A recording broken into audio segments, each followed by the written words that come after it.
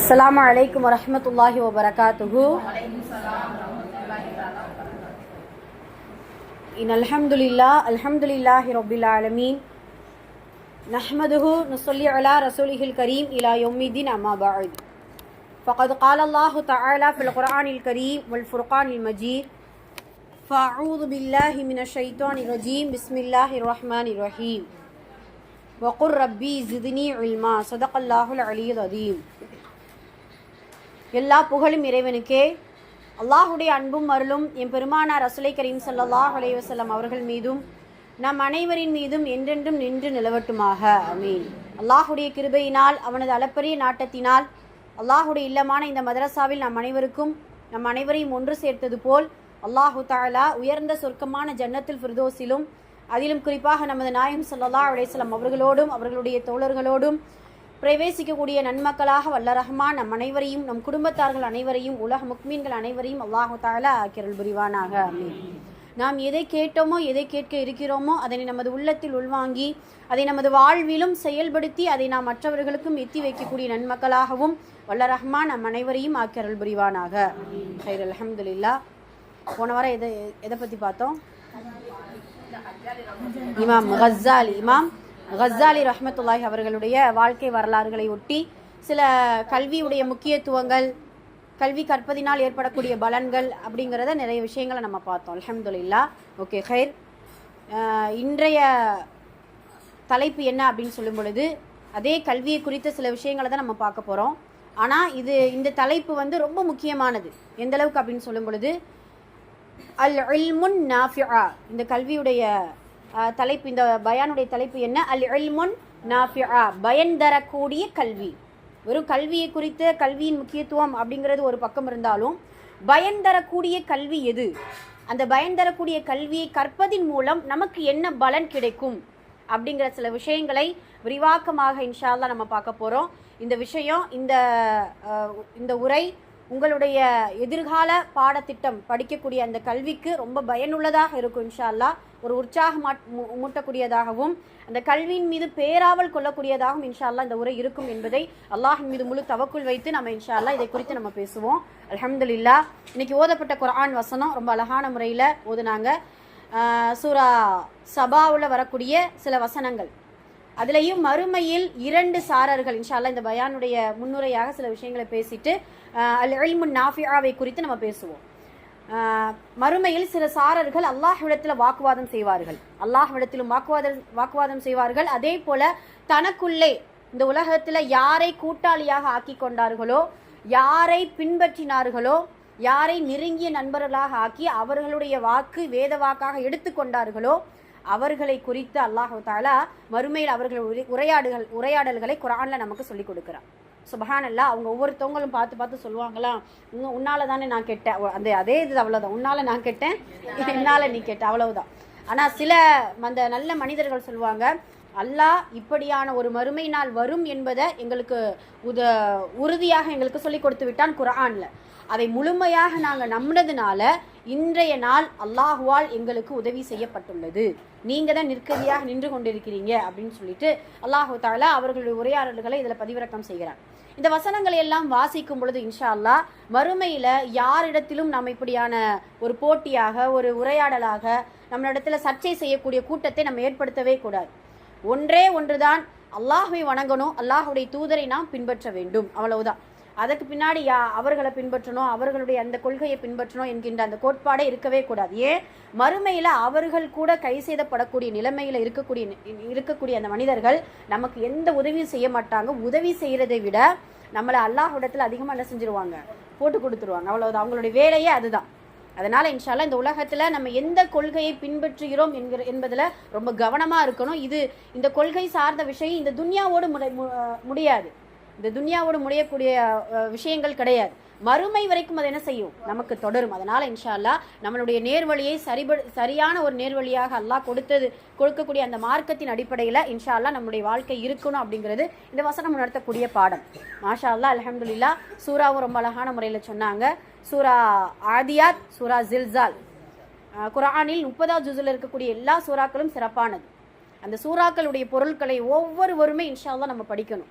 ஏன்னா அந்த மறுமை குறித்த நிகழ்வுகள், மனிதன் அந்த மறுமை நாள் வருவதற்கு முன்னாடி எப்படியான நிலைமையில இருப்பான், அப்புறம் மனிதனுடைய குணநலங்கள், இன்னல் இன்சான லகனூத், நிச்சயமாக அந்த மனிதன் நன்றி கெட்டவனாக இருப்பான். இதனுடைய விளக்கங்கள்லாம் நம்ம பார்த்தோம். கிட்டத்தட்ட ஆதியா சூறாவே 4 வாரம் போச்சுன்னு. ஆமாம், டெஸ்ட் எழுதுற பேரில் 2 வாரம் போயிடுச்சு, அப்புறம் 2 வாரம் எக்ஸ்பிளைன் பண்ணதுலையே போயிடுச்சு. அல்ஹம்துலில்லாஹ். ஓகே ஹைர். ஆனால் இப்போ அதிலெல்லாம் பார்த்தீங்கன்னா அந்த அர்த்தங்கள் அல்ஹம்துலில்லாஹ் ரொம்ப சிறப்பாக அல்லாஹ் தஆலா நமக்கு சொல்லி கொடுத்துருப்பான். அதே போல் ஜில்சால், அதிர்ச்சி அப்படிங்கிற அந்த சூறாவுக்கு ஏற்ப அந்த பொருளும் அவ்வளவு மனிதனுடைய உள்ளத்தை அதிர்ச்சிக்குள்ளாக்கும். அந்த அளவுக்கு அல்லாஹ் தஆலா அந்த ஜில்சால் சூறாவை நமக்கு கொடுத்திருக்கிறான். அல்ஹம்துலில்லாஹ். இப்படியான சிறிய சிறிய சூறாக்களுக்குனாலும் நம்ம என்ன செய்யணும், பொருள் தெரிஞ்சிருக்கணும் இன்ஷா அல்லாஹ். அதனுடைய உள் கருத்துக்கள், உள்ளடக்கம் இன்ஷா அல்லாஹ் தெரிந்து கொண்டிருக்க வேண்டும். ஹைர். அல்ஹம்துலில்லாஹ். இன்னைக்கு நம்ம இல்முன் நாஃபிஆவை குறித்து நம்ம பார்க்க போறோம். அல்ஹம்துலில்லாஹ். அதுக்கு முன்னாடி அல்லாஹ் தஆலா இந்த இஸ்லாமிய மார்க்கத்தில் ஏற்றத்தாழ்வு அப்படிங்கிறத நம்மளை பார்க்க கூடாதுன்னு சொல்லக்கூடியது மார்க்கம் இந்த இஸ்லாமிய மார்க்கம். இதில் செல்வத்தாலோ குணத்தாலோ நிறத்தாலோ மொழியாலோ எதுலையுமே நமக்கு ஏற்றத்தாழ்வு கிடையாது. அல்லாஹுடைய தூதர் அதைத்தான் அழகா சொன்னாங்க, அரபி அல்லாதவன் அரபியனை விட சிறந்தவன் கிடையாது, அரபியன் அரபி அல்லாதவனை விட சிறந்தவன் கிடையாது. அதே போல வெள்ளையன் கருப்பன், கருப்பன் வெள்ளையன், யாருமே இந்த உலகத்தில் சிறந்தவன் அவர்களை விட யாருன்னு சிறந்தவர்கள் கிடையாது. ஆனால் இந்த இஸ்லாமிய மார்க்கம் அல்லாஹு தஆலா குர்ஆனில் சொல்லக்கூடிய ஒரே விஷயம்தான் அல்லாஹ்விடத்தில் ஏற்றத்தாழ்வை ஏற்படுத்தும். அதுதான் கல்வி. கல்வி கற்பவன் கல்வி இல்லாதவன், அவ்வளவுதான். இவர்கள் இருவரும் சமமானவர்களா? சமமாக மாட்டார்கள். கல்வி இல்லாதவன் குறைவானவனாகவும் கல்வி கற்பவன் அதிகமான ஒரு கண்ணியமுடையவனாகவும் அல்லாஹ்விடத்தில் அவனுடைய பார்வையில் கண்ணியப்படுத்தப்படுவான் அப்படிங்கிறது நமக்கு தெரியும். அதே போல குர்ஆனில் அல்லாஹு தஆலா அதிகமாக கேளுங்கள் என்று சொல்லி எந்த விஷயத்தையும் நமக்கு சொல்லிக் கொடுக்கல. எனக்கு பொருளாதாரத்தை அதிகமாக்கி கொடு, கேட்க வேண்டான்ட்டு நமக்கு அறிஞர்கள் சொல்லிக் கொடுக்குறாங்க. ஏன்? பொருளாதாரத்தின் மூலம் நமக்கு அதிகமான நன்மைகள் வருவதை விட ஈமானில் பலகீனமான நமக்கு அதிகமான தீமைகள் தான் என்ன செய்யும், அல்லாஹ் பாதுகாக்கணும். அதனால அந்த பொருளாதாரத்தை கேட்கணும்னா சில ஷரத்துக்கள் இருக்கு. யா அல்லாஹ், உன்னுடைய பாதையில் செலவழிக்கக்கூடிய உள்ளத்தோடு எனக்கு நீ என்ன செய்ய, பொருளாதாரத்தை கொடு. என்னுடைய தேவைகளை பூர்த்தி செய்யக்கூடிய அளவுக்கு எனக்கு பொருளாதாரத்தை கொடு. அது மட்டுமல்ல, மனிதனுடைய தேவையை இந்த உலகத்தில் இருக்கக்கூடிய எவ்வளவு பொருளாதாரம் கொடுத்தாலும் பூர்த்தி செய்ய முடியாது. அழகா அபு ஹனீஃபா ரஹ்மத்துல்லாஹி இவர்கள் அழகா தத்துவம் சொல்லுவாங்க, ஒரு மனிதனுடைய தேவை இன்னொரு தேவையில கொண்டு போய் தான் என்ன செய்யும் முடியும். ஒரு தேவை முடிஞ்சிருச்சுன்னா அடுத்தடுத்த தேவையை மனிதன் தேடுறானோ இல்லையோ அந்த தேவை அவனை தேடி என்ன செஞ்சிடும், வந்துடும். அதுதான் மனிதனுடைய ஒரு இயல்பான ஒரு குணமாக இருக்கு. அதனால எதை குறித்தும் அதிகமாக கேள் என்று சொல்லாத ரப்புல் ஆலமீன் ஒன்றை குறித்து தான் அதிகமாக கேளுங்கள் என்று நபிக்கு அல்லாஹு தஆலா கட்டளையிடுகிறான். குர் ரப்பி ஜித்னி இல்மா, யா நபியே குல், நீங்க சொல்லுங்க, ரப்பி ஜித்னி இல்மா, யா அல்லாஹ் எனக்கு கல்வி ஞானத்தை அதிகப்படுத்து. அதே போல குர்ஆன்ல இன்னொரு இடத்துல இன்னொரு விஷயத்தை அதிகமாக நமக்கு கேட்கறதுக்கு நமக்கு உரிமை உண்டு. என்ன? ஒன்று கல்வி, 2வது இறையச்சத்தை அதிகப்படுத்து. இந்த 2 தக்வா, அஸாதத்துஹும் தக்வா அப்படின்னு சொல்லுவாங்க. அதாவது இறையச்சத்தை மட்டும் அதிகமாக கேள் அப்படின்னு சொல்லிட்டு அல்லாஹு தஆலா நமக்கு ஒரு உதாரணமாக சொல்லி கொடுக்கிறான். ஆக இந்த 2ஐ தவிர நமக்கு அதிகமாக கேட்பதில் எந்த ஒரு உரிமையும் எதிலையும் கிடையாது அப்படிங்கிறத நம்ம புரிஞ்சுக்கிறோம். ஆக அல்லாஹ்விடத்துல கேட்பதை அதிகமாக்கி கொள்ள வேண்டும் கல்வியை கொண்டு. யா அல்லாஹ், எனக்கு கல்வி ஞானத்தை அதிகப்படுத்து, கல்வியின் பயணத்தை இலகுவாக்கி கொடு. அதுலேயும் அல் இல்முன் நாஃபிஆ, பயன் தரக்கூடிய கல்வியாக எனக்கு கொடு. கல்விங்கிறது எத்தனையோ கல்விகள் இருக்குது, எல்லாமே ஒவ்வொரு கல்விதான். சமையல் என்பதும் ஒரு கல்விதான், வீட்டை பராமரிப்பதும் ஒரு கல்விதான், கட்டிடம் கட்டுவதும் ஒரு கல்விதான், மருத்துவமும் ஒரு கல்விதான். இது எல்லாமே இருக்குது. இருந்தாலும் ஏன் ஒரு திருடன் எப்படி ரகசியமாக திருட வேண்டும் என்பது கூட ஒரு கல்வி. சுப்ஹானல்லாஹ். ஒரு கொலைகாரன், ஒரு தவறு செய்யக்கூடியவன், ஒரு பாவம் செய்யக்கூடியவன் எப்படி அவனுடைய துறையில கை தேர்ந்து இருக்கணுமோ அதுவும் கூட ஒரு கல்வி. ஆனால் பயனுள்ள கல்வி எது? அந்த பயனுள்ள கல்வியை எங்க போய் நம்ம தேடணும்? அந்த பயனுள்ள கல்வி கிடைச்சா அதை நம்ம எப்படி எடுத்துக்கிறணும், அதை கொண்டு நம்ம எப்படி அமல் செய்யணும், அதுதான் நமக்கு ரொம்ப முக்கியம். அப்ப அல்லாஹ்வுடைய தூதர் அழகா நமக்கு சொல்லி கொடுப்பாங்க இல்லையா, அல்லாஹும்ம இன்னா நஸ்அலுக இல்மன் நாஃபிஆ. ஒவ்வொரு வக்தில இன்ஷா அல்லாஹ் நம்ம கேட்கக்கூடியவர்களாக இருக்கணும். அதுலயும் நம்ம ஒவ்வொரு பாடங்களையும் படிக்கும் பொழுதும், குர்ஆன் ஓதும் பொழுதும், கல்விகளை கற்கும் பொழுதும், ஏதாவது ஒரு கிதாபை திறக்கும் பொழுது அல்லாஹும்ம இன்னா நஸ்அலுக இல்மன் நாஃபிஆ, யா அல்லாஹ் எனக்கு பயன் தரக்கூடிய கல்வியை கொடு அப்படின்னு சொல்லிட்டு ஒவ்வொரு கிதாபுகளுடைய ஆரம்பத்திலையும் நம்ம படிக்க ஆரம்பிக்கும் பொழுது இன்ஷா அல்லாஹ் இந்த துஆக்களை நம்ம ஓதிக்கிறோம். அதே போலத்தான் அல்லாஹுடைய தூதர் இன்னமும் சொல்லுவாங்க, அல்லாஹும்ம இன்னா நஸ்அலுக இல்மன் லா யுன்ஸா, மறக்கடிக்கப்படாத கல்வி ஞானத்தை எனக்கு கொடுப்பாயாக அப்படின்னு சொல்லிட்டு அல்லாஹ்விடத்தில் நம்ம அதிகமாக துஆ செய்யக்கூடியவர்களாக இருக்கணும். சுப்ஹானல்லாஹ். அப்போ அந்த பயன் தரக்கூடிய கல்வி நமக்கு ரொம்ப முக்கியம் அப்படிங்கிறத முதல்ல தெரிந்து கொள்ள வேண்டும். அதே போலத்தான் இந்த பயன் தரக்கூடிய கல்வியுடைய பலன்களத்தை குறித்து நம்ம பேச போகிறோம். அது என்ன பயன் தரக்கூடியது அப்படின்னா, மனிதனாக பிறக்கக்கூடிய நாம் எல்லாருக்குமே நம்மளுடைய செயல்கள், நம்மளுடைய பேச்சு, நமக்கு கொடுக்கப்பட்ட அறிவு எல்லாமே மனிதர்களுக்கு பயன்பெறணும். தனக்குள்ளே என்ன செய்யக்கூடாது, வைக்கக்கூடாது. இப்போ வீட்டில் நம்ம சமைக்கும் பொழுது ஒரு 3 பேருக்கான ஒரு உணவை நம்ம சமைக்கிறோம். ஏதோ நம்மளிடத்துல யாராவது உணவு தேடி வர்றாங்க, அந்த உணவு சமைத்த உணவு மற்றவர்களுக்கு என்ன செய்யணும், பயன்பெறணும். கொஞ்சம் நம்மளுடைய உணவுகளுடைய இதை குறைத்து அவர்களுக்கு நம்ம என்ன செய்யணும், கொடுக்கணும். அந்த ரிஸ்க் அவர்களுக்கு சேரக்கூடியது அப்படிங்கிறது அல்லாஹ் தஆலா எழுதி வச்சுட்டான். இதே போலத்தான் ஒவ்வொன்றுமே வாழ்க்கையில் நம்ம எல்லா விஷயங்களும் மற்றவர்களுக்கு பயன்பெறக்கூடியதாக நம்ம இருக்கணும் அப்படிங்கிறதுல கவனம் செலுத்தணும். எந்த அளவுக்கு அப்படின்னா, ஒரு மரத்திற்கு ஒப்பானதாக ஒரு மனிதனுடைய வாழ்வு இருக்க வேண்டும் அப்படிங்கிறத சொல்லுவாங்க. ஒரு மரத்திற்கு ஒப்பானதாக ஒரு மனிதனுடைய வாழ்வு இருக்க வேண்டும். மரம் என்ன செய்யும், பயன் தரக்கூடியதாக இந்த உலகத்தில் படைக்கப்பட்ட படைப்பினங்களே ஆகச் சிறந்தது மரம்தான். அதனால தான் அல்லாஹுடைய தூதர் சொல்லுவாங்க, சதக்கத்தில் ஜாரியாவான நன்மைகளில் மரத்தை ஒன்றை நட்டு வைத்து விடு உன்னுடைய மரணத்திற்கு முன்னால் அப்படிங்கிறத சொல்லுவாங்க. இன்ஷா அல்லாஹ் அப்படியான அந்த மரத்திற்கு ஒப்பாக நம்மளுடைய வாழ்க்கை பயனுள்ளதாக இருக்க வேண்டும். அந்த மரம் எப்படி நமக்கு மனிதர்களுக்கு பயன் தரும் அப்படின்னா, உண்ண கனி, ஒரு கிதாபில் படித்தது நல்லா இருந்துச்சு, உண்ண கனி, ஒதுங்க நிழல், தேய்க்க தைலம், தாளிக்க எண்ணெய், சுபஹானல்லாஹ். அதே போல் உடலுக்கு மருந்து, உணவுக்கு விருந்து. மரம்தான் எல்லாம் மரம்தான் மனிதன் மரம்தான் அப்படின்னு சொல்லிட்டு போட்டிருந்தாங்க. ரொம்ப நல்லா இருந்துச்சு, சுபஹானல்லாஹ். அப்போ இது எல்லாமே மரம் அவ்வளவு பலன் தரக்கூடியதாக இருக்குது. கனியாக இருந்தாலும் நிழலாக இருந்தாலும் அதை உதிரக்கூடிய அந்த இலைகள் கூட ஒரு உரமாக என்ன செஞ்சிடும், மாறிடும். அப்போ மனிதனுக்கு தேவையான எல்லா விஷயங்களும் மரம் கொடுக்குது. அதை போல தான் ஒரு அறிஞர் என்ன செய்வாரா, தன்னை குறித்து யோசிப்பார், நம்மளால் யாருக்குமே உபயோகப்பட மாட்டோமே, நம்மளால் நிறைய பேருக்கு ரொம்ப ஹேட் பண்ணுறோமே, மற்றவங்களை காயப்படுத்துகிறோமே அப்படின்னு சொல்லும் பொழுது ஒரு மரத்தை பார்த்து அந்த மரம் அதாவது மரம் இப்படி நமக்கு ஒரு நசீஹத் செய்யுது அப்படின்ட்டு அவர் உணர்ந்து கொள்கிறாராம். என்ன, மனிதனே, என்னை கல்லை கொண்டு அவர்கள் எரிந்தாலும் நான் கனி கொடுக்கின்றேனா அல்லவா, அதே போல உன்னை யாராவது நோவினப்படுத்தினாலும் நீங்க அவங்களுக்கு என்ன செய்ய, உதவி செய், நல்லுபதேசம் சொல்லு அப்படின்னு சொல்லிட்டு அந்த மரம் நமக்கு பல பாடங்களை நமக்கு கற்றுக் கொடுக்குது. அதே போலத்தான் மரம் வளர்வதற்கு அழகான சூழல் வேணும், அப்படிதானே, அழகான சூழல் வேணும். அதே போலதான் மனிதன் நம்மளுடைய வாழ்க்கை சந்தோஷமாக இருக்கிறதுக்கு நம்மளை சுற்றி இருக்கக்கூடிய சூழல்கள் ரொம்ப அழகா இருக்கணும். மரத்துக்கான சூழல் என்ன, நல்ல ஒரு அதற்கான மண் இருக்கணும், அதற்கான வெயில்கள், அதற்கான நல்ல ஒரு குளிர்ந்த தண்ணீர், இது எல்லாமே மரத்திற்கு தேவையான சூழல்களாக இருக்கும். அதே போலத்தான் மனிதனுக்கு வாய்ப்புகள் தேடி வரும் பொழுது அதை நல்ல முறையில் பயன்படுத்தி கொண்டோமேயானால் மரம் போல் மற்றவர்களுக்கு பயனளிக்கக்கூடிய ஒரு வளர்ப்பை அல்லாஹு தஆலா நமக்கு கொடுத்து விடுவான் அப்படிங்கிறது அந்த மரம் நமக்கு உணர்த்தக்கூடிய ஒரு பாடமாக இருக்குது.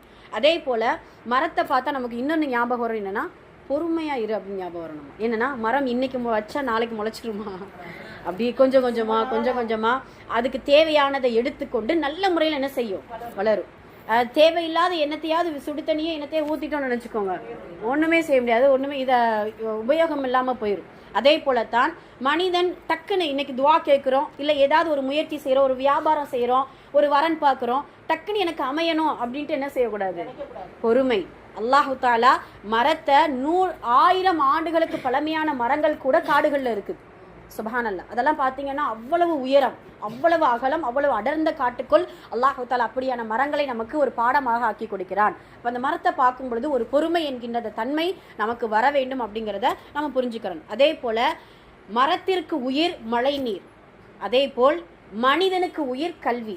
அழகான வார்த்தை, மரத்திற்கு உயிர் மழை நீர். மழை நீர் இருந்தால் தான் அந்த மரம் உயிர் பெறும். அதே போலத்தான் மனிதனுக்கு உயிர் கல்வி அப்படிங்கிற அந்த கோட்பாடோடு அந்த மரம் நமக்கு கற்றுக் கொடுக்கக்கூடிய ஒரு பாடமாக இருக்கிறது. அல்ஹம்துலில்லாஹ். இப்படி பயன் தரக்கூடிய மரம் இந்த உலகத்தில் படைத்ததற்கு ஒரே காரணம், மனிதா அந்த மரத்தை பார்த்தாவது பயனுள்ளதாக மாற்றிக்கொள் உன்னை அப்படின்னு சொல்லிட்டு அல்லாஹு தஆலா இதை கொண்டு நமக்கு பாடத்தை கற்பிக்கிறான். அப்போ அல் இல்முன் நாஃபியா எந்த அளவுக்கு பயனுள்ளதாக இருக்க வேண்டும், பயனுள்ள கல்வியை அல்லாஹ்விடத்தில் எப்படி கேட்கணும் அப்படிங்கிறத முதல்ல நம்ம புரிஞ்சுக்கிறோம். அதே போல காஃபிர் எப்போ நஷ்டமாவான், ஒரு முக்மீன் எப்போ நஷ்டமாவான் அப்படிங்கிறத முதல்ல ஒப்பீடு செய்யணும். ஒரு மனிதன் இருந்தானா, அந்த மனிதன் காஃபிர், நம்ம பேச போகிறது காஃபிரை குறித்து. ஒரு மஜூசி, ஒரு நெருப்பு வணங்கி யாருடைய காலத்தில் வாழ்ந்தவன் அப்படின்னு சொல்லும்பொழுது ஹசனுல் பஸீர் ரஹ்மத்துல்லாஹி அவருடைய காலத்தில் வாழ்ந்தவன். முதல்ல ஒப்பீடு செஞ்சுக்கிறோம். அவருடைய வரலாறுக்கு போகிறதுக்கு முன்னாடி ஒரு ஒப்பீடு என்னன்னா, காஃபிர் எப்பொழுது நஷ்டமாவான் என்றால் நல்ல நற்குணம் அவனிடத்தில் இருக்குது. அதே போல் அண்டை வீட்டுக்காரர்களோடு நல்ல முறையில் நடந்து கொள்கிறான். அதே போல் மற்றவர்களுக்கு உதவி செய்கிறான். எல்லா ஹுஸ்னுல் ஹுலுக்கும் அவனிடத்தில் இருக்குது. ஆனால் ஒன்றே ஒன்று இல்லை, என்ன? ஈமான் இல்லை. அதனால் அவன் நஷ்டமாளியா ஆகிறான். இங்கே முக்மீன் நாம வருவோம். எல்லா நற்குணங்களும் நம்மளிடத்தில் இருக்குது. எல்லா விஷயங்களும், ஒரு அண்டை வீட்டுக்காரர்களுக்கு உதவி செய்கிறோம், நற்குணத்தோடு இருக்கிறோம், மற்றவர்களுக்கு எல்லா தேவைகளை நிறைவேற்றுறது எல்லாமே இருக்குது, ஈமானும் இருக்கிறது. ஆனாலும் ஒரு முக்மீன் எப்பொழுது நஷ்டவாளியாக ஆகிவிடுவான் என்றால், எல்லாம் இருந்தும் கல்வி இல்லை என்றால் அவன் நஷ்டவாளியாக மாறிவிடுவான். அல்லாஹ் பாதுகாக்கணும். அதே போலத்தான் ஹசனுல் பஸீர் ரஹ்மத்துல்லாஹி அவர்களுடைய காலத்தில் ஒரு மஜூசி இருந்தானா. அந்த ஹசனுல் பஸீர் யாரை குறித்து சொல்கிறாங்கன்னா, எதிர்த்த வீட்டுக்கார ஒரு மஜூசி. அந்த எதிர்த்த வீட்டில் அந்த மஜூசி எப்படி எந்த அளவுக்கு நெருப்பு வணங்கி, மஜூசினா யாரு? நெருப்பு வணங்கி. அந்த நெருப்பு வணங்கி எந்த அளவுக்கு நல்லவன் அப்படின்னா, என்ன சமைச்சாலும் ஹசனுல் பஸீருக்கு வந்து கொடுத்துருவாரா. என்ன ஃபங்க்ஷன்னாலும் அவருக்கு வந்து முதனே தலைமை தாங்கிறதுக்கு நீங்கள் தான் வரணும் அப்படின்ட்டு கூப்பிட்டுருவார். அவரோட அண்டை வீட்டுக்காரர் யாரெல்லாம் இருக்கிறாங்க அந்த வீடை சுற்றி, அவங்கெல்லாம் இந்த நெருப்பு வணங்கி இந்த மஜூசியை பார்த்து அவ்வளோ பிரமிப்பார். மச்சா, இப்படி ஒரு மனிதனா, இவ்வளோ ஒரு நற்குணம் கொண்டவனா அப்படின்னு சொல்லிட்டு அவ்வளோ பிரமிப்பாக பார்ப்பாங்களாம். அந்த அளவுக்கு நல்ல ஒரு மனிதனாக அந்த மஜூசி இருந்திருக்கிறான். ஒரு நாள் அந்த நெருப்பு வணங்கி அந்த மனிதனுக்கு உடம்பு சரியில்லாமல் போயிடுது. ஹசனுல் பஸீர் ரஹ்மத்துல்லாஹி அவர்கள் உடல்நலம் விசாரிக்கிறதுக்காக போகிறாங்க. போகும் பொழுது அந்த மஜூசி சொல்லக்கூடிய வார்த்தைகளை கவனிங்களேன். சுபஹானல்லாஹ். மஜூசி நெருப்பு வணங்கி அப்படின்னு சொல்லும் பொழுது அவன் வேதம் கற்றறிந்தவனாக இருக்கிறான். அதே போல எது உண்மை என்கின்ற அந்த இல்மும் அவனிடத்துல இருக்குது. இருந்தாலும் சில எதனால் அவன் வந்து இப்படி மஜூசியாக இருக்கிறான் அப்படிங்கிறத நம்ம பின்னாடி சொல்லுவோம். அவன் வந்து உடல் நலம் சரியில்லாமல் இருக்கிறான். சரியில்லாமல் இருக்கும் பொழுது ஹசன் பஸீர் ரஹ்மத்துல்லாஹி அவர்கள் கைஃப ஹாலுக், உங்களுடைய நிலைமை எப்படி இருக்குது அப்படின்னு சொல்லும் பொழுது அந்த நெருப்பி வணங்கி சொல்லக்கூடிய வார்த்தை பார்த்தீங்கன்னா, சேமிப்பு இல்லாமல் தயாராகி விட்டேன். சேமிப்பு இல்லாமல் நான் ஒரு பயணத்திற்கு தயாராகி விட்டேன். நீண்ட பயணத்திற்காகவும் நான் தயாராகி விட்டேன் அப்படின்னு சொல்லிட்டு அந்த மஜூசி, அந்த மனிதன் சொல்கிறான், நான் இருந்த வீட்டை விட்டு வேறொரு வீட்டிற்கு நான் செல்கிறேன். இருந்த வீட்டை விட்டு வேறொரு வீட்டிற்கு நான் செல்கிறேன். அந்த வீட்டிற்கும் இந்த வீட்டிற்கும் என்ன வித்தியாசம் என்றால், என்னுடைய வீட்டை எப்படி வேண்டுமானாலும் மாற்றிக்கொள்ளலாம், அது என் கரத்தில் உள்ளது. நான் இப்பொழுது போகக்கூடிய வீட்டுடைய உரிமையாளன் அல்லாஹ், இறைவன். அவன் நினைத்தால்தான் அந்த வீட்டை என்ன செய்ய முடியும், அலங்காரம் செய்ய முடியும் அப்படின்னு சொல்லிட்டு இந்த தத்துவங்கள் எல்லாம் பேசுகிறான். பேச உடனே ஹசன் பஸீர் ரஹ்மத்துல்லாஹி அவர்களுக்கு அவ்வளவு ஆச்சரியம். சரி, இப்படியான ஒரு அறிவெல்லாம் உனக்கு கொடுத்துருக்கான், எல்லாமே இருக்குதுல்ல தஸ்லீம், கொஞ்சம் நீ இஸ்லாம் ஆகக்கூடாதா, ஒரு ஈமான்தாரியாக இருக்கக்கூடாதா அப்படின்னு சொல்ல, அந்த மனிதன் சொல்லக்கூடிய வார்த்தை, அந்த நெருப்பி வணங்கி சொல்லக்கூடிய வார்த்தை, ஈமான் என்கின்ற, அதாவது இதயத்தை திறக்கக்கூடிய திறவுகோல் அந்த இறைவனிடத்தில் உள்ளது, என்னிடத்தில் இல்லை. இதயத்தை திறக்கக்கூடிய திறவுகோல் அந்த இறைவனிடத்தில் இருக்குது, என்னிடத்துல இல்லை. அந்த திறவுகோலை எப்பொழுது எனக்கு கொடுக்கின்றானோ அப்பொழுது நான் என்ன செய்ய முடியும், இஸ்லாத்தை ஈமான் கொள்ள முடியும் அப்படின்னு சொல்லிட்டு பேசிக்கொண்டே இருக்கும் பொழுது டக்குனு என்ன செய்யறான், அவன் மயக்கமாயிடான். யாரு? அந்த நெருப்பு மடங்கி. மயக்கமான உடனே ஹசன் பஸீர் ரஹ்மத்துல்லாஹி அவர்களுக்கு பயம், என்னாச்சு அப்படின்னு சொல்லிட்டு அந்த மனிதரை எழுப்பி பார்க்குறாரு. ஒரு 5-10 நிமிடம் அவனுக்கு வந்து மூச்சு பேச்சு எதுவும் இல்லை, அப்படியே ரொம்ப ஆசுவாசமாக அப்படியே மயக்கமாயிட்டான். அப்போ பக்கத்தில் இருக்கக்கூடிய தண்ணீர் எடுத்து ஹசன் பஸீர் ரஹ்மத்துல்லாஹி அவர்கள் தெளித்து எழுந்திருக்க செய்கிறாங்க. இப்போ செய்யும் பொழுது தான் அந்த மனிதன், அந்த மஜூசி சொல்கிறான், சுபஹானல்லாஹ், உள்ளத்தை திறக்கக்கூடிய திறவுகோலை அல்லாஹ் இப்பொழுது என்னிடத்தில் கொடுத்து விட்டான். ஹசன் பஸீர் அவர்களே, உங்களுடைய வலது கரத்தை என்னிடத்துல கொடுங்க அப்படின்னு சொல்லி அவர்களுடைய கையை பிடித்து ஷஹாதத் கலிமா சொல்லிவிட்டாராம் அந்த மனிதர். சுபஹானல்லாஹ். அப்போ இஸ்லாத்துக்குள்ள அவர் வந்துட்டார் அல்ஹம்துலில்லாஹ். இது எதுக்காக சொல்ல வந்தோம் அப்படின்னு சொல்லும் பொழுது, இப்படி எல்லா நற்குணங்கள் இருந்தாலும் அந்த ஈமான் மட்டும் இல்லை என்றால் அவன் தான் நஷ்டவாளி. அதே போலத்தான் முக்மின்களாகிய நாம எல்லாமே அல்லாஹு தஆலா நமக்கு கொடுத்துட்டான். நற்குணங்கள் அல்ஹம்துலில்லாஹ், சில நற்குணங்கள் இருக்குது, ஈமான் என்கின்ற அந்தஸ்தை அல்லாஹ் கொடுத்து விட்டான்.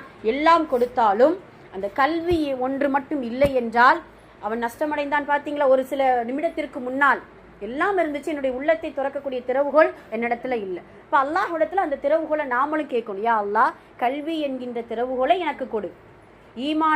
ஈமான் என்கின்ற அந்தஸ்தை கொடுத்த இறைவா, கல்வி என்கின்ற திறவுகோலை எனக்கு கொடுத்து நஷ்டவாளி என்கின்ற அந்த துர்பாக்கிய நிலையிலிருந்து என்னை பாதுகாத்து பாக்கியசாலியாக என்னை மாற்றிவிடு அப்படின்னு சொல்லிட்டு ஹசனுல் பஸ்ரி ரஹ்மத்துல்லாஹி அவர்கள் நம்மளிடத்துல துவா செய்யுமாறு, இப்படி துவா செய்வது சிறந்தது அப்படிங்கிறத நமக்கு கற்றுக் கொடுக்குறாங்க.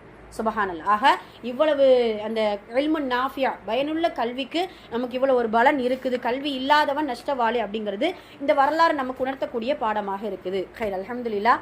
இப்போதான் நம்ம முக்கியமான சில விஷயங்களை நம்ம பேச போறோம். அந்த இல்முன் நாஃபியா, பயனுள்ள கல்வி கிடைத்தால் நமக்கு என்ன பலன் அப்படின்னு சொல்லிட்டு ஒரு 5 பலன்களை நம்ம படிக்க போறோம். இந்த பலன்கள் கேட்கறதுக்கு முன்னாடி அந்த பயனுள்ள கல்வி அல்ஹம்துலில்லாஹ் இப்பொழுது நமக்கு கிடைச்சிருச்சு. அதை நம்ம முதல்ல புரிஞ்சுக்கிறோம், முதல்ல உணரணும். ஏன், எப்படி பயனுள்ள கல்வி நீங்க உறுதியா சொல்றீங்க அப்படின்னு நீங்க கேட்டீங்க அப்படின்னா, சுபஹானல்லாஹ். என்னாச்சு? சரி, சரி கவனிங்க. இப்போ பயனுள்ள கல்வி அப்படிங்கிறத நம்ம எப்படி உணர்ந்து கொண்டோம் அப்படிங்கிறத முதல்ல நம்ம சிந்திக்கணும். முதல்ல இறைவனிடத்திலிருந்து வரக்கூடிய எல்லா கல்விகளும் பயனுள்ளதாகத்தான் இருக்கும். இறைவனை குறித்து பேச்சு, இறைவனுடைய நினைவு கூறுதல், இறைவனுடைய நெருக்கம், சாலிஹான நல்ல அமல், அல்லாஹுடைய தூதரின் வாழ்க்கை, அவர்களுடைய அந்த வரலாறுகள், வழிகாட்டுதல், இது எல்லாமே நமக்கு கிடைக்குது அப்படின்னா அதுதான் பயனுள்ள கல்வி. அதுதான் முதல் அடையாளமே. அல்ஹம்துலில்லாஹ். அந்த கித்தாபு முழுவதும் ஏதோ ஒரு நேற்றைய நூற்றாண்டுலையோ இல்லை 2-3 நூற்றாண்டுகளுக்கு வாழ்ந்தவர்களுடைய வரலாறு அதுல இல்லை. அல்லாஹுடைய வார்த்தைகள், அது முதல் சப்ஜெக்ட். அதுதான் குர்ஆனுடைய தஜ்வீத், விளக்கம்.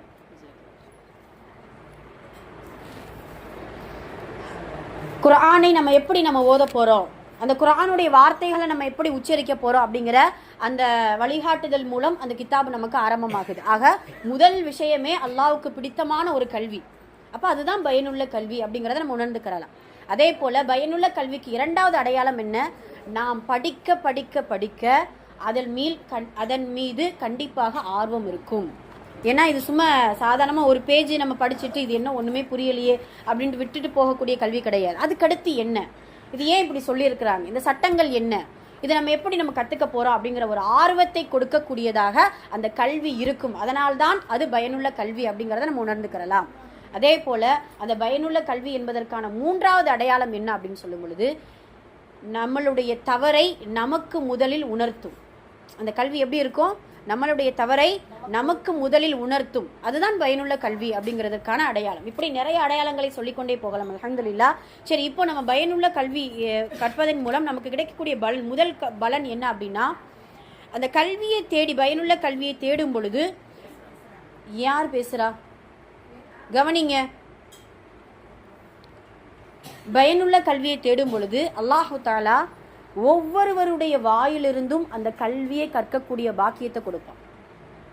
இப்போ நான் கல்வி கற்றுக் கொடுக்குறேன் அப்படின்னா என்னிடத்திலிருந்தும் சரி, உங்களுக்குள் நீங்கள் இந்த மஷ்வரா செய்கிறீங்க, கல்வியை குறித்து மஷ்வரா செய்கிறீங்க அப்படின்னா உங்களுக்குள்ளாலும் சரி, அந்த கல்வியை கொண்டு யாரிடத்திலாவது நீங்கள் சொல்கிறீங்க, அதை குறித்து நீங்கள் எத்தி வைக்கிறீங்க அப்படின்னா அவர்களிடத்திலிருந்தும் சரி, எல்லாரிடத்திலும் இந்த கல்வி எங்கெல்லாம் போகிறதோ அங்கெல்லாம் கல்வி கற்கக்கூடிய பாக்கியத்தை அல்லாஹ் உங்களுக்கு கொடுப்பான். அப்போ ஒவ்வொருவரிடத்திலிருந்தும் இந்த கல்வி உங்களுக்கு ஒரு பாடத்தை கற்றுக் கொடுக்கும் அப்படிங்கிறத நம்ம உணர்ந்துக்கிறோம்.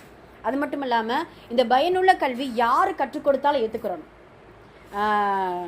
ஹஜ்ஜுக்கு போகிறாரு, யார் ஹஜ்ஜுக்கு போகிறாங்க, நம்ம அபு ஹனீஃபா ரஹ்மத்துல்லாஹி அவர்கள் ஹஜ்ஜுக்கு போகிறாங்க. இதன் முன்னே நான் சொல்லியிருக்கிறேன்.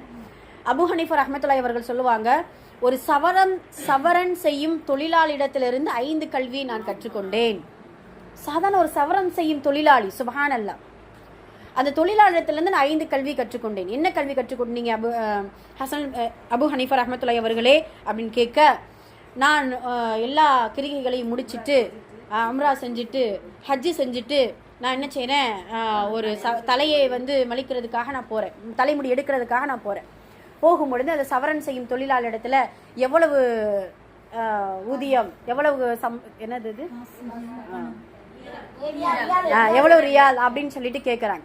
கேட்கும் பொழுது அந்த சவரன் செய்யும் தொழிலாளி சொல்கிறார், வந்தது ஹஜ்ஜுக்காக நீங்க வந்திருக்கீங்க, அல்லாஹுடைய இல்லத்துல நீங்க இருக்கிறீங்க, இப்படி பேரம் பேசலாமா, நீங்க என்ன கொடுத்தாலும் நான் என்ன செஞ்சுக்கிறேன், வாங்கி மஹபத்தோட நான் வாங்கிக் கொள்வேன் அப்படின்னு சொல்லிட்டு முதல் கல்வியை அந்த சவரன் செய்யும் தொழிலாளி கற்றுக் கொடுக்கிறார்.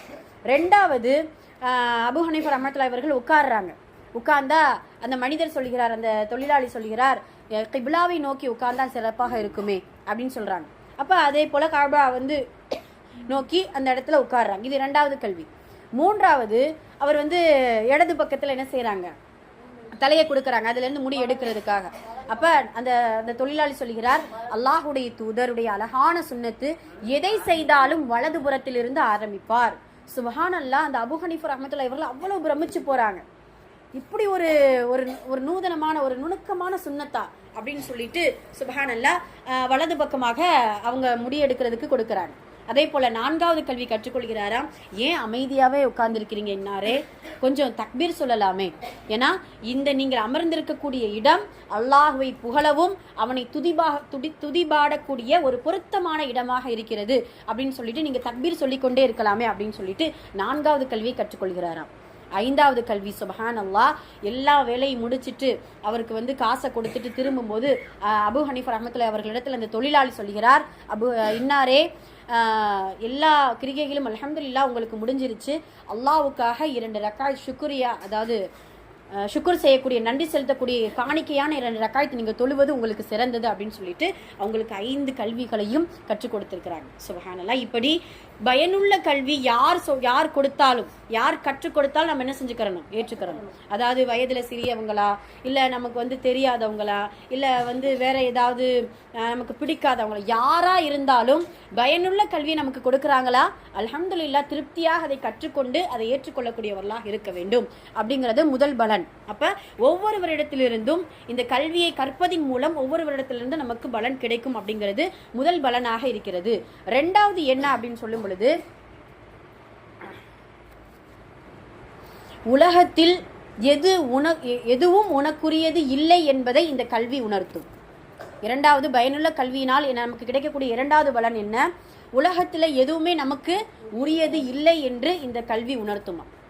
சுப்ஹானல்லாஹ். இதை எப்படி நம்ம புரிஞ்சுக்கலாம் அப்படின்னு சொன்னா, குர்ஆன்ல அல்லாஹு தஆலா அதிகமாக நபிமார்களுடைய வரலாறுகளில் சொல்லக்கூடிய நபிமார்கள்ல இப்ராஹிம் அலைஹிஸ்ஸலாம், மூசா அலைஹிஸ்ஸலாம் அவர்களை குறித்து அல்லாஹ் அதிகமாக சொல்லுவான். ஒரு இடத்துல மூசா அலைஹிஸ்ஸலாம், அதுவும் இப்படி சொன்னா பொருத்தமா இருக்கு, அதாவது அல்லாஹும் அடியானும் பேசிய ஒரே வரலாறு, அல்லாஹும் அடியானும் பேசுறாங்க அப்படின்னா மூசா அலைஹிஸ்ஸலாம் அல்லாஹ், இந்த 2 பேர் தான் நேரடியா பேசின மாதிரி அல்லாஹ் குர்ஆன்ல வரலாறு நமக்கு எடுத்து கொடுக்குறான். அப்ப இந்த வரலாறு நமக்கு தெரியும். மூசா அலைஹிஸ்ஸலாம் அவர்கள் தூர் சினை மலைக்கு போறாங்க, அல்லாஹு தஆலா வரவேற்கிறான், மூசாவே உங்களுடைய காலணிகளை கலட்டி வைங்க, இது சிறப்பான ஒரு பரக்கத்தான ஒரு பள்ளத்தாக்கு அப்படின்னு சொல்லிட்டு பேச்சு நடக்கும் பொழுது மூசா, இப்போ ஒரு முக்கியமான 2 பேருமே முக்கியமானவங்க, அல்லாஹ் சுப்ஹானல்லாஹ் உலக அகிலத்தார்களுடைய இறைவனாக இருக்கிறான், இவர் பாத்தீங்கன்னா மனிதர்களுடைய வழிகாட்டியாக இருக்கிறார். ஒரு 2 முக்கியஸ்தர்கள் பேசினா எப்படி முக்கியமானது பேசணும், படைப்பினங்களை பத்தி பேசலாம், மனிதர்களை எப்படி நீங்க வழி நடத்தணுங்கிறத பத்தி பேசலாம், வேற ஏதாவது முக்கியமா பேசணுமே. இப்ப அல்லாஹ் என்ன கேட்கிறான், சும்மா சாதாரணமா கையில என்ன வச்சிருக்கீங்க மூசா, இதெல்லாம் ஒரு விஷயமா, என்னடா ஒரு முக்கியஸ்தர்கள் பேசக்கூடிய பேச்சா இது, கையில என்ன வச்சிருக்கீங்க மூசா. அப்ப இவர் சொல்றாரு, கைத்தடி நான் வச்சிருக்கேன். ஒரு கேள்விக்கு எத்தனை பதில் பாருங்க. நான் இது வந்து என்னுடைய அசா, இது என்னுடைய கைத்தடி, இதை குறித்து நான் இலைய பறிச்சுக்குவேன், இதுல நான் வந்து ஆடுகளை மேய்ப்பேன், ரொம்ப சாஞ்சு நான் கவலையா இருந்துச்சுன்னா நான் என்ன செஞ்சுக்கிறேன், சாஞ்சு உட்காந்துக்கிறேன் அப்படின்னு சொல்லிட்டு இந்த விஷயங்கள் எல்லாம் அல்லாஹ்விடத்துல மூசா அலைஹிஸ்ஸலாம் அவர்கள் எக்ஸ்பிளைன் பண்றாங்க. சொன்னா அதுல வந்து ஒரு வார்த்தை வருது, என்னன்னா மூசா அலைஹிஸ்ஸலாம் அவர்கள் வந்து அஸ்வா, இது ஒரு கைத்தடின்னு சொன்னா கூட இந்த முஅஜிஸா நடந்திருக்காதுன்ட்டு அறிஞர்கள் சொல்றாங்க. என்ன சொல்லிட்டாங்க மூசா, அஸ்வாய, இது என்னுடைய கைத்தடி, இது என்னுடைய கைத்தடி. அப்போ இந்த இடத்துல அஸ்வாய, இப்போ நம்மளுடைய என்னுடைய வீடு அப்படின்னா பைத்தி அப்படின்னு வரும், என்ன என்னுடைய கிதாப் அப்படின்னா கிதாபி, இது என்னுடைய கிதாப், இது என்னுடைய புத்தகம் அப்படின்னு சொல்லும். அப்போ அஸ்வாய இது என்னுடைய கைத்தடி அப்படின்னு சொன்னா மூசா அலைஹிஸ்ஸலாம் அவர்களுக்கு இது 1000 முறை நம்ம இந்த வரலாறை படிச்சிருப்போம், கேட்டிருப்போம். இப்படி நுணுக்கமால அல்லாஹு தாலா நமக்கு கற்றுக் கொடுக்குறானா அப்படிங்கிறத நம்ம சிந்திக்கணும். இப்போ மூசா அலைஹிஸ்ஸலாம் அவர்களுக்கு அல்லாஹ் உணர்த்துதான், இது உன்னுடையதாக, இது என்னுடையது அப்படின்ட்டு நீ சொல்லியிருந்திருக்கவே கூடாது. ஏன்னா இது உன்னுடையதா இருந்துச்சுன்னா அந்த கம்பெனி என்ன செய்ய, கீழே போடு. கீழே போட்டா ஒரு பாம்பாக என்ன செய்யும், மாறும். அது உன்னுடையதுன்னா அதை நீ என்ன செய்ய முடியாது, எடுக்க முடியாது. இது பொதுவானது, என்னுடையதுன்னு ஏன் சொன்ன, அதனாலதான் என்ன செய்ய முடியல, அந்த கம்பை எடுக்க முடியல, உன்னால எடுக்க முடியல. அல்லாஹு தாலா அதை சொல்லி உணர்த்தி காட்டுதானா. சுபஹானல்லா. என்னுடையதுன்னு இந்த உலகத்துல எதையும் நீங்க என்ன செய்யாதீங்க, சொல்லாதீங்க. அப்படி சொன்னா அதை அனுபவிப்பதற்கும் அதை எடுப்பதற்கும் உங்களுக்கு உரிமை இருக்காது அப்படிங்கிறத அல்லாஹு தாலா இந்த வரலாறுல மூலம் நமக்கு உணர்த்தி காட்டக்கூடியவனாக இருக்கிறான். ஆக இந்த பயனுள்ள கல்வியை படிக்கும் பொழுது கண்டிப்பாக இந்த உலகத்தில் எதையும் கொண்டு போக முடியாது அப்படிங்கிற அந்த நுணுக்கமான அறிவை அல்லாஹு தாலா நமக்கு கொடுப்பான். அப்படி அதுதானே உண்மை. கபரில் நம்ம என்ன கொண்டு போக போறோம், எதையுமே கொண்டு போக முடியாது. அந்த பயனுள்ள கல்வியின் மூலம் கிடைக்கக்கூடிய நன்மைகளை வேணா நம்ம என்ன செய்யலாம், கொண்டு போகலாம் அப்படிங்கிறது உணர்த்தக்கூடிய 2வது பாடம் அப்படிங்கிறத நம்ம தெரிஞ்சுக்கிறோம். அதே போல 3வது பாடம் மிக முக்கியமானது. பயனுள்ள கல்வி உன்னை ஆழமாக சிந்திக்க வைக்கும். பயனுள்ள கல்வியை கற்கும் பொழுது நமக்கு என்ன வருமா, சிந்தனை ஆழமாகும். இப்போ ஒரு பாடம் படிக்கிறோம், அந்த பாடம் படிக்கும் பொழுது அதற்குள்ள என்ன இருக்கும், ஏன் இப்படி அல்லாஹ் சொன்னான், இதற்கான விளக்கம் என்ன அப்படின்னு சொல்லிட்டு விரிவான ஒரு ஆழமான அறிவை அல்லாஹு தாலா நமக்கு கொடுத்து விடுவான். அதுக்கு உதாரணமா ஒரு சின்னதா இப்போ நம்ம கிதாபு படிச்சுட்டு இருக்கிறோம், முஅல்லமாவுடைய பாடத்திட்டங்கள் படிச்சுட்டு இருக்கோம். இன்ஷா அல்லாஹ் அஸ்ர் சூரா, அதுல கண்டிப்பா மனனமான சூறாக்கள் வரும். நம்ம எத்தனையோ முறை அஸ்ர் சூறாக்கள் ஓதிருப்போம். ஒல் அஸ்ர் அப்படின்னா என்ன அர்த்தம், காலத்தின் மீது சத்தியமாக, வெறும் காலத்தின் மீது சத்தியமாக அப்படின்னு சொல்லிட்டு அல்லாஹ் முடிச்சுட்டான். ஆழமான சிந்தனை, அல் இல்முன் நாஃபிஆ, பயனுள்ள கல்விக்கு இதுதான் உதாரணம். வெறும் காலத்தின் மீது சத்தியமாக அல்லாஹ் சொல்லுறான். ஆனா அந்த காலம் 4 வகையாக அறிஞர்கள் நமக்கு பிரிச்சு கொடுக்கிறாங்க. என்ன காலம், அந்த காலம், அந்த அஸ்ர் என்கின்ற வார்த்தை எதையெல்லாம் நமக்கு உணர்த்துது அப்படின்னு சொன்னா 4 விஷயங்களை உணர்த்துது. ஒன்று காலம்தான், இருக்கக்கூடிய காலங்களை அல்லாஹ் தஆலா படைச்சிருக்கான் இல்லையா, அது மேல சத்தியம் செய்யறான். ஒன்று. 2வது, காலங்கள்லயே சிறந்த பொற்காலம் எது அப்படின்னு கேட்டா நபி ஸல்லல்லாஹு அலைஹி வஸல்லம் அவருடைய வாழ்ந்த காலத்தின் மீது அல்லாஹ் சத்தியம் செய்திருக்கலாம், சத்தியம் செய்கிறான் அப்படின்னு சொல்லிட்டு சில முஃபஸ்ஸிரீன்கள் நமக்கு விளக்கம் கொடுக்கிறாங்க. சுப்ஹானல்லாஹ். அதே போல நபி ஸல்லல்லாஹு அலைஹி வஸல்லம் அவருடைய வாழ்ந்த காலம் தான் பொற்காலம். அல்லாஹுடைய தொடர்பு இருக்கக்கூடிய காலமாக நபி ஸல்லல்லாஹு அலைஹி வஸல்லம் அவருடைய காலம் இருந்துச்சு. அப்படிதானமா? உம்மு ஹானி ரஹ்மத்துல்லாஹி ரலியல்லாஹு அன்ஹா அவங்க அழுவாங்க இல்லையா, அபூபக்கர் உமர் ரலியல்லாஹு அன்ஹுமா 2 பேருமே அல்லாஹுடைய தூதரின் பிரிவை நினைச்சு அழுவாங்க. ஆனா உம்மு ஹானி வஹி நின்று விட்டதே, அல்லாஹுடைய தொடர்பு இல்லாமல் ஆகிவிட்டதே என்று நினைத்து என்ன செய்வாங்க, அழுகுவாங்க. அப்ப அல்லாஹுடைய தொடர்பு இருக்கக்கூடிய காலம் நபி ஸல்லல்லாஹு அலைஹி வஸல்லம் அவர்கள் வாழ்ந்த பொற்காலம். அதை கொண்டு அல்லாஹ் சத்தியம் செய்திருக்கலாம் அப்படிங்கிறது சில முஃபஸ்ஸிரீன்களுடைய விளக்கம். 3வது சொல்றாங்க, இந்த காலம் அப்படிங்கறத எதை குறித்து அல்லாஹ் சொல்றா அப்படின்னா கடந்த காலத்தை குறித்து அல்லாஹ் சொல்கிறான். நீங்க கடந்த காலத்தை இங்க நினைச்சு பாருங்க, நீங்க எப்படி இருந்தீங்க, அல்லாஹ் உங்களை எப்படியாக நிஅமத்தை உங்களுக்கு கொடுத்திருக்கான். அது மட்டும் இல்லாம அல்லாஹுடைய தூதருக்கு அல்லாஹ் சொல்வான் இல்லையா, நீங்க வழிகேட்டுல இருந்தீங்க, அல்லாஹ் உங்களுக்கு நேர்வழிப்படுத்தலையா. வதுஹா சூராவுல சொல்வான் இல்லையா, நீங்க ஏழையா இருந்தீங்க, அல்லாஹ் உங்களை செல்வந்தனா ஆக்கலையா, நீங்க எத்தீமா இருந்தீங்க, உங்களை ஆதரிக்கலையா. அப்ப கடந்த காலத்தை குறித்து அடிக்கடி நினைச்சு பாருங்க. நாம என்ன செய்வோம் தெரியுமா, கடந்த காலத்துல நினைச்சு பார்ப்போம். நினைச்சு பார்த்தா எப்படின்னா யாராவது பேசியிருப்பாங்க, அப்படி நீ அன்னைக்கு பேசி கஷ்டங்களை தான் நம்ம என்ன செஞ்சிருப்போம், கரெக்ட், கஷ்டங்களை தான் நம்ம என்ன செய்வோம், நினைப்போம். நல்லா இப்படி இருந்தவங்க நம்ம இப்படி எல்லாம் ஆக்கியிருக்கானே அப்படிங்கிற அந்த விஷயங்களை நம்ம என்ன செய்யறது இல்லை, நினைக்கிறது கிடையாது. அப்ப கடந்த காலத்தை குறித்து அல்லாஹு தஆலா நினைவுபடுத்துவதற்காக வல் அஸ்ர் என்கின்ற வார்த்தையை நமக்கு சொல்லி கொடுத்திருக்கிறான் அப்படிங்கிறத இது 3வது விளக்கமாக முஃபஸ்ஸிரீன்கள் சொல்றாங்க. 4வது ரொம்ப முக்கியமானது, அந்த காலம் அப்படின்னு சொன்னா நமக்கு ஞாபகம் 3 சொல்லிட்டு இல்ல, முதல்ல காலம், பொதுவாக காலம். 2வது நபி ஸல்லல்லாஹு அலைஹி வஸல்லம் அவர்களுடைய வாழ்ந்த காலம். 3வது கடந்த காலம். 4வது வல் அஸ்ர். அஸ்ர் என்றால் அஸ்ருடைய நேரம். அந்த அஸ்ருடைய நேரத்தை குறித்து தான் அல்லாஹ் சத்தியம் செய்கிறான். ஏன் அஸ்ருடைய நேரம் அவ்வளவு சிறப்பா? அவ்வளவு சிறப்பானது அஸ்ருடைய நேரம். மலக்குமார்கள் வருகை தரக்கூடிய நேரமும் சரி, அல்லாஹ்வை துதிபாடக்கூடிய, அல்லாஹ்வை திக்ர் செய்யக்கூடிய பொருத்தமான நேரம் அந்த அஸ்ருடைய நேரம். அதே போல் ஒரு ஹதீஸ்ல நபி ஸல்லல்லாஹு அலைஹி வஸல்லம் அவங்க சொல்லுவாங்க, சுப்ஹானல்லாஹ், ஆதம் அலைஹிஸ்ஸலாம் அவர்கள்ல இருந்து கியாமத் நாள் வரைக்கும் இருக்கக்கூடிய அந்த காலகட்டத்தை அல்லாஹ் தஆலா ஒரு நாளுக்குள்ள சுருக்கிட்டான் அப்படின்னா, என்னுடைய உம்மத்தின் காலம், நல்லா கவனிங்க, என்னுடைய உம்மத்தின் காலம் அசருடைய நேரம்தான். என்னுடைய உம்மத்தின் காலம் அசருடைய நேரம் தான். எப்போ ஆதம் முதல் கொண்டு கியாமத் நாள் வரைக்கும் அல்லாஹ் எவ்வளவோ காலங்களையும் வருடங்களையும் வச்சிருக்கான். அது எல்லாம் ஒரே நாள்ல, இப்போ 1 கோடியை 1 ரூபாயில நீங்க சுருக்கி கொடுங்க அப்படின்னு சொல்லிட்டு ஏதாவது இது பண்ணுவோம் இல்லையா, அது போல சுருக்கி விட்டான் என்றால் என்னுடைய உம்மத்தின் நேரம் அசருடைய நேரம். சுபஹானல்லாஹ், அசருடைய நேரம் நமக்கெல்லாம் தெரியும், ஒரு குறுகிய ஒரு பரவாயில்லாத ஒரு நேரமாகத்தான் இருக்குது. அப்ப நமக்கு அல்லாஹ் தஆலா அவ்வளவுதான் ஆயுள் காலத்தை கொடுத்திருக்கா அப்படிங்கிறத அந்த அசர் என்கின்ற அந்த வார்த்தை நமக்கு உணர்த்துது அப்படின்னு சொல்லிட்டு சொல்றாங்க.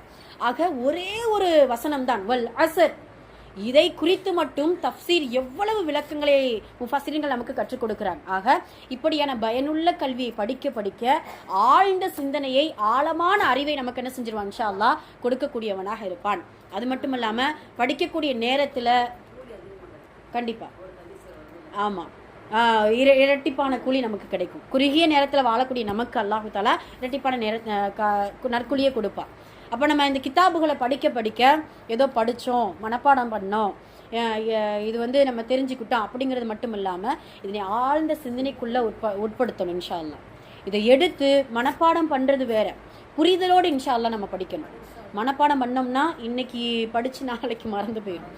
அந்த புரிதல் இருந்தால், அந்த ஆழ்ந்த சிந்தனை இருந்தால் மட்டும்தான் இறுதி மூச்சு வரைக்கும் இந்த இல்மு நம்மளுடைய உள்ளத்தில் நிற்கும் அப்படிங்கிறத நம்ம புரிஞ்சுக்கிறோம் இன்ஷா அல்லாஹ். சரி, அல்ஹம்துலில்லாஹ். அப்போ இதுதான் நமக்கு கிடைக்கக்கூடிய 3வது படிப்பினை. பயனுள்ள கல்வியை நம்ம படிக்கும் பொழுது அல்லாஹ் தஆலா நமக்கு 3வது இந்த படிப்பினை நமக்கு கொடுக்குறான். அதே போல் 4வது என்ன அப்படின்னு சொல்லும் பொழுது, நம்மளுடைய தவறுகளை இந்த கல்வி நமக்கு உணர்த்தக்கூடியதாக இருக்கும். நம்ம படிக்க படிக்க, உதாரணமாக தொழுகையுடைய பாடங்கள் படிக்கிறோம். அந்த தொழுகையுடைய பாடங்கள் படிக்கும் பொழுது, தக்பீர் இப்படி தான் கட்டணுமோ, நம்ம தவறு விட்டுருப்போம். சஜ்ஜதா இவ்வளவு நாள் இப்படி நம்ம செஞ்சிருந்தோமே, அப்போ இப்படி தான் நம்ம சஜ்ஜதா செய்யணுமோ.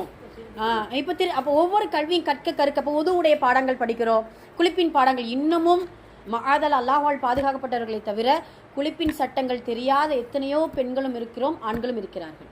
அப்படிதானம்மா? எல்லா குளிப்புகளுக்கும் அதாவது எல்லா குளிப்புகளுக்கும் ஒரே நியத்து தான். ஒவ்வொரு குளிப்புகளுக்கும் வெவ்வேறு நியத்தை நமக்கு வந்து இருக்குது.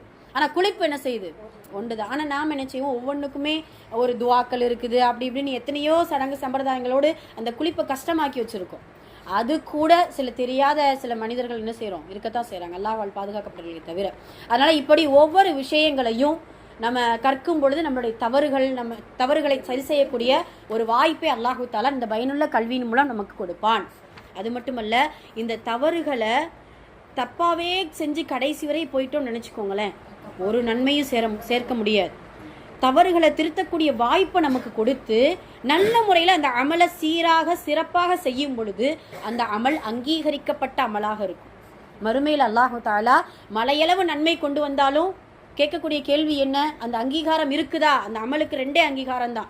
ஒன்று அல்லாஹ் காட்டின வழி, 2வது அல்லாஹ்வுடைய தூதர் சொன்ன வழிகாட்டுதல். இது 2ம் உன்னுடைய அமல்ல இருக்குதா? உனக்கு வந்து அங்கீகாரம், அவங்களுடைய அமலை நான் என்ன செஞ்சேன், கபூல் செய்து கொள்கிறேன் அப்படிங்கிறது அல்லாஹ் தஆலா நமக்கு ஒரு அங்கீகாரம், ஒரு முத்திரையை நமக்கு கொடுப்பான். ஆக இப்படி பயனுள்ள கல்வியை கற்கும் பொழுது நம்மளுடைய தவறுகளை சரி செய்யக்கூடிய வாய்ப்பை அல்லாஹ் தஆலா பலனாக நமக்கு கொடுப்பான் அப்படிங்கிறது 4வது விஷயம். 5வது கடைசியாக சுருக்கமாக சொல்லி முடிச்சிருவோம். கடைசியாக அல்லாஹ் தஆலா இந்த பயனுள்ள கல்வியும் நமக்கு கொடுக்கக்கூடிய பலன் என்ன அப்படின்னா, இம்மையிலும் மறுமையிலும் இந்த பயனுள்ள கல்வி நமக்கு பலன் தரும். அதில் எந்த ஒரு சந்தேகமும் நமக்கு இருக்கக்கூடாது. நம்ம இந்த கல்வியை கற்கும் பொழுது எந்த நஷ்டமும் ஒரு கடுகளவு கூட ஏற்படாது. அதில் நம்ம உறுதியாக இருக்கணும். பயன்தான் தரும், இந்த இம்மையிலும் சரி மறுமையிலும் சரி. இம்மையில் இந்த உலகத்தில் நமக்கு என்ன, இந்த கல்வியின் மூலம் நமக்கு என்ன பலன் கிடைக்கும் அப்படின்னா, அல்லாஹ் தஆலா நமக்கு உணர்த்தக்கூடிய பாடம் என்ன அப்படின்னு சொல்லும் பொழுது, நம்மை நாமே முதலில் மாற்றிக்கொள்ளலாம். அதுதான் முதல் பலன் அதுதான். முதல் ஃபாயிதா அதுதான். நம்மை நாம் என்ன செய்யலாம், மாற்றிக்கொள்ளலாம். குணங்கள் சரியில்லையா, இந்த கல்வியின் மூலம் அல்லாஹ் தஆலா நற்குணத்தை கொடுப்பான். சில எண்ணங்கள் சரியில்லை, இந்த கல்வியின் மூலம் அல்லாஹ் தஆலா நல்ல எண்ணங்களை நமக்கு கொடுப்பான். நல்ல சீர்திருத்தத்தை நமக்கு கொடுப்பான், நல்ல நல்ல அமல் செய்யக்கூடிய வாய்ப்பை நமக்கு இன்ஷா அல்லாஹ் கொடுப்பான். அப்போ நமக்கு ஒரு நல்ல ஒரு மாற்றத்தை ஏற்படுத்துவோம் இந்த கல்வியின் மூலம். இந்த இம்மையில் நமக்கு கிடைக்கக்கூடிய பலன். ரெண்டாவது பலன் என்ன தெரியுமா? இந்த கல்வியின் மூலம் இம்மையில் மட்டும் கிடைக்கக்கூடிய பலன், நம்மளுடைய சந்ததிகளை சுவாலிகான சந்ததிகளாக வளர்ப்பதற்கு இந்த கல்வி நமக்கு ரொம்ப ரொம்ப ரொம்ப கை கொடுக்கும்.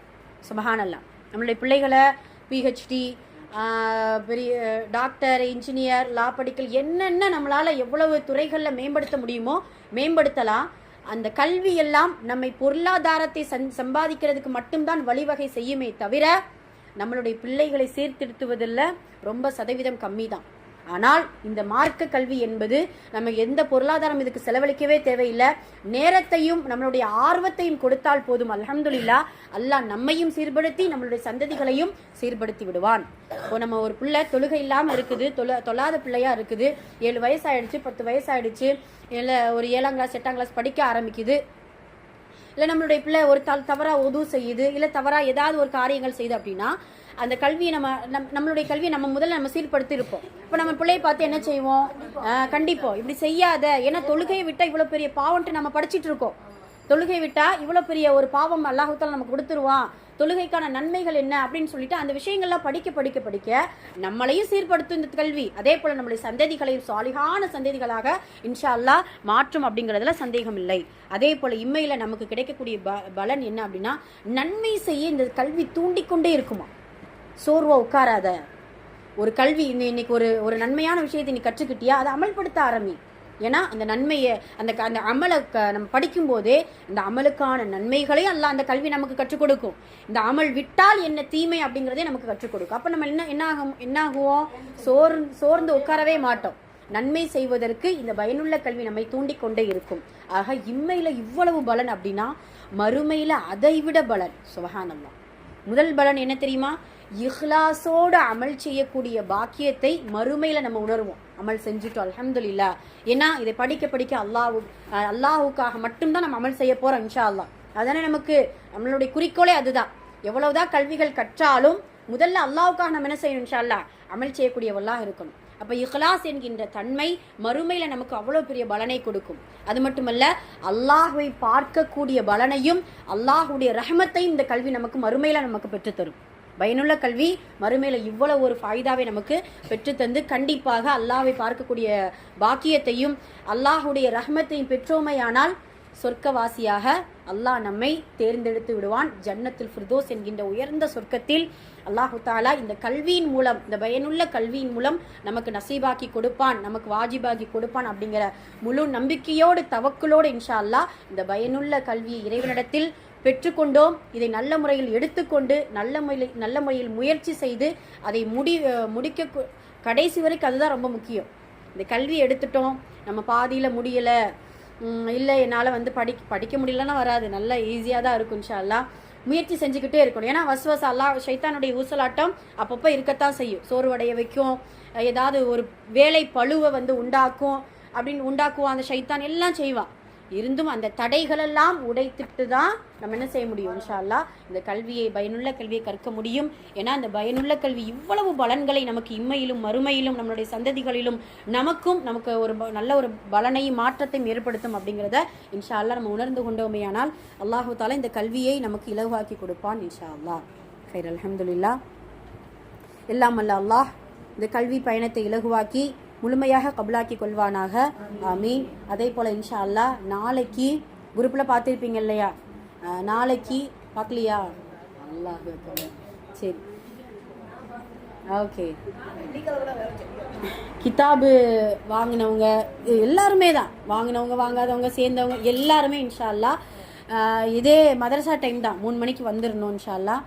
சிறப்பு துஆக்களும் சில நல்லுபதேசங்களும் இன்ஷா அல்லாஹ். அந்த பாடத்திட்டத்தை குறித்து என்னெல்லாம் நம்ம செய்யணும், எப்படி எந்த மாதிரியான மெத்தடில் நம்ம படிக்கணும், எந்த டைமுக்கு நம்ம கிளாஸ் ஆரம்பிக்கப்படும் அப்படின்னு சொல்லிட்டு சில மஷ்அராக்கள் மூலமாக நமக்கு இன்ஷால்லா நாளைக்கு சில ஆலோசனைகளை சொல்லுவோம். அதனால எல்லாருமே இன்ஷால்லா வந்துருங்க. ஏன்னா சனிக்கிழமைங்கிறது நமக்கு சோர்வான ஒரு நேரமா. ஆமாம், எல்லாம் ஈயாட விட்டுருவாங்க, ஆப்சன்ட் ஆகிடுவீங்க. அதனால தான் சனிக்கிழமை வச்சுருக்கோம். கண்டிப்பாக இன்ஷா அல்லாஹ் எல்லாருமே வந்துடணும். அதே போல் குரூப்பில் பார்க்காதவங்க, குரூப்பில் இல்லாதவங்க, இந்த இதில் சேர்ந்தவங்க எல்லாத்துக்குமே இன்ஃபார்ம் பண்ணிடணும் இன்ஷா அல்லாஹ். ஃபார்ம் பண்ணி மதரசா டைத்துக்கு வந்தாலும் ஓகே தான். வந்தீங்கன்னா பாடத்தோடு பாடமாக நம்ம பாடம் ஓதிட்டு அப்படியே ஆரம்பிச்சிடலாம். இல்லைனா அசரு தொழுதுட்டு இன்ஷா அல்லாஹ் நம்ம என்ன செஞ்சிடணும், கொஞ்சம் சீக்கிரமாக வந்துடுங்க இன்ஷா அல்லாஹ். சரிங்களா? இல்லைனா மதரசா டைம்லேயே வந்துடுங்களேன், 3 மணிக்கே எல்லாம் வந்துட்டிங்கன்னா ரொம்ப சிறப்பாக இருக்கும். சரிங்களா? இல்லை, பிள்ளைங்களுக்கு தான் முக்கியமாக, பிள்ளைங்களுக்கு தான் ரொம்ப முக்கியமாக நம்ம ஏற்பாடு பண்ணுறோம். அதனால் பிள்ளைங்க வந்ததுக்கப்புறம் தான் நம்ம ஆரம்பிப்போம். அதுக்காக நாளைக்கு இன்ஷால்லா பிள்ளைகளுக்கு சீக்கிரமாக விட்டுருவாங்க ஸ்கூலு. சனிக்கிழமை ஸ்டடி கிடையாது. இன்ஷால்லா 4-4:30க்கெலாம் வந்துடுவாங்க பிள்ளைங்க. அதனால் எல்லாருமே இன்ஷால்லா வந்துடுங்க. தெரியாதவங்களுக்கு இன்ஷால்லா தெரியப்படுத்திடுங்க. சரிங்களா? அல்ஹம்துலில்லாஹ். ஆமாம். أقول قولي هذا أستغفر الله لنا ولكم وآخر دعوانا الحمد لله رب العالمين. السلام عليكم ورحمة الله وبركاته.